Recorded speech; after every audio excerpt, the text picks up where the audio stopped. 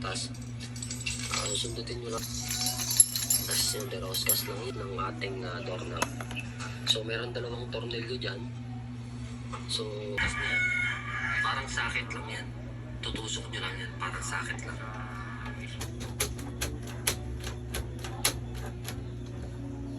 Duwi siya, no?